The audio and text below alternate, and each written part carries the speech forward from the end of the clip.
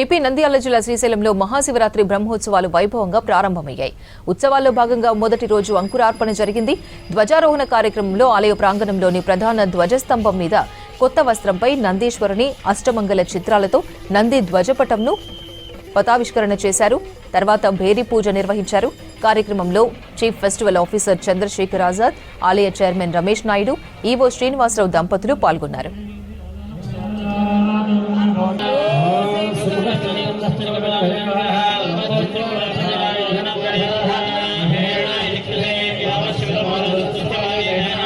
దక్షిణమలే నవయే భావాఖ్య